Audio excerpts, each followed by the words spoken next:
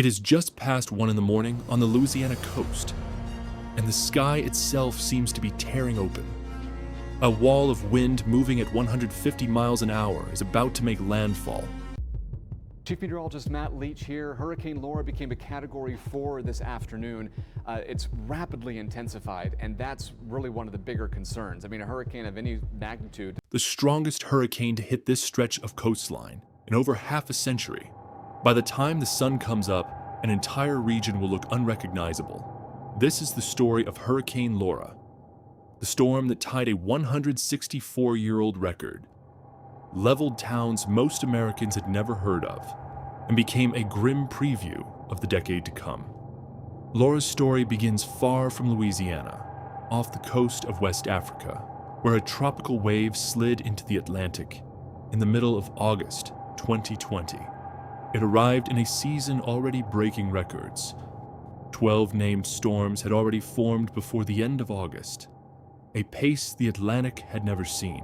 This wave became a tropical depression, then a tropical storm, earning the name Laura as the earliest 12th named storm ever recorded in the basin, beating the previous record by more than a week. Forecasters were watching, but at this stage, Laura still looked like a modest system.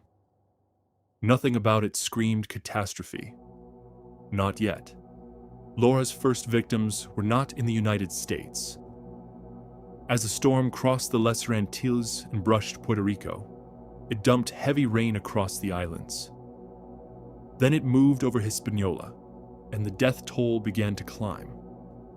31 people killed in Haiti, 4 more in the Dominican Republic, as flash floods and mudslides tore through vulnerable communities. Laura continued west, crossing the length of Cuba, where authorities evacuated more than 260,000 people ahead of its arrival. Mountainous terrain across the Caribbean islands often tears weak tropical systems apart. Forecasters hoped Laura might suffer the same fate. Instead, it came out the other side largely intact and aimed squarely at the Gulf of Mexico. What happened next is the part meteorologists still study closely today. Laura emerged into the Gulf of Mexico on August 25th and found almost perfect conditions for a hurricane to grow. Warm water, low wind shear, a moist atmosphere with nothing in the way. Over the next 24 hours, Laura's winds jumped by 45 miles per hour. In the language of meteorology, this is called rapid intensification, and it's becoming one of the most dangerous and least predictable features of modern hurricanes. Laura joined a growing list of storms that had done the same thing in recent years: Harvey, Michael, and now Laura. Each one catching coastal communities with less time to prepare than they expected. By August 26th, Laura was a major hurricane. By the following morning, it would be a Category 4, with sustained winds of 150 miles per hour. Louisiana was not just watching one storm. Days earlier, Tropical Storm Marco had also entered the Gulf, raising the extraordinary possibility that 2 tropical systems could strike the same stretch of coast within days of each other. Marco fizzled before landfall, but the close call already had emergency officials on edge. Louisiana's governor declared a state of emergency across 36 parishes. As Laura's track sharpened toward the Louisiana-Texas border, the National Hurricane Center issued a warning few coastal residents will forget: the potential for what it called unsurvivable storm surge, with waves capable of destroying anything not built to withstand them. Rare extreme wind warnings, reserved for winds above 110 miles per hour that are imminent or already occurring, were issued for both Louisiana and Texas. Mandatory evacuations emptied towns like Cameron, Lake Charles, and Port Arthur. For many residents who had weathered hurricanes before, the language from forecasters made clear this one was different. At around 1 o'clock in the morning on August 27th, Hurricane Laura made landfall near Cameron, Louisiana, just below its peak strength. Sustained winds of 150 miles per hour, a central pressure of 939 millibars. It was, by wind speed, the 10th strongest hurricane ever to make landfall in the continental United States, and it tied the 1856 Last Island hurricane for the strongest storm on record to hit Louisiana. It was also the most powerful hurricane to strike the state since Hurricane Camille in 1969. A storm still spoken of in the region with a kind of reverent dread. An hour after coming ashore, Laura's core passed almost directly over Lake Charles, a city of roughly 80,000 people, while the storm was still churning at major hurricane strength. Along the coast, storm surge reached as high as 18 feet above ground level in parts of Cameron Parish, enough to erase entire neighborhoods from the map. The town of Holly Beach, already rebuilt once after Hurricane Rita in 2005, was hit with wind gusts estimated near 153 miles per hour. Homes were flattened. An RV was found destroyed.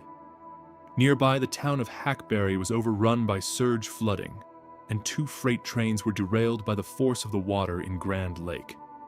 The storm's wind field was so violent it destroyed the National Weather Service's own radar dome in Lake Charles. The very instrument meant to track it, torn apart by the storm it was watching. Across Louisiana and Texas, more than 500,000 homes and businesses lost power in a matter of hours, as roughly 150 transmission towers, thousands of utility poles, and nearly 2,000 transformers were knocked out. When daylight came, Lake Charles looked like a war zone. Office towers downtown had windows blown out floor after floor. Church steeples were snapped. Massive oak trees, some over a century old, lay uprooted across entire streets. Southwest Louisiana absorbed the worst of it. Within the state alone, Laura's winds and surge caused an estimated $17.5 billion in damage. The single largest share of a storm that would ultimately cost the country more than $23 billion. Cotton and rice farmland across the region was flattened just as crops were nearing harvest. Even far outside the coast, in Arkansas and Tennessee, Laura's remnants caused hundreds of millions more in damage as it pushed inland. But the most painful cost of Hurricane Laura wasn't measured in dollars. Laura's winds and surge killed people directly, crushed by falling trees, swept away by rising water. But in the days after landfall, the death toll kept climbing for a different, quieter reason.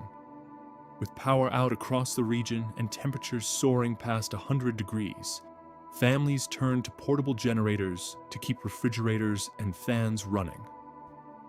Used improperly indoors or too close to windows, those generators became silent killers.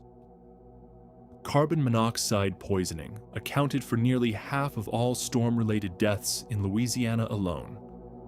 Others died from heat exposure in the sweltering days that followed, with no electricity to run air conditioning during a still active pandemic that made crowded shelters an added risk.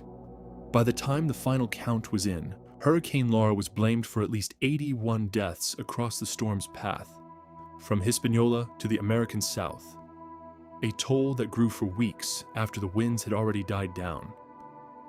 Recovery in southwest Louisiana was painfully slow.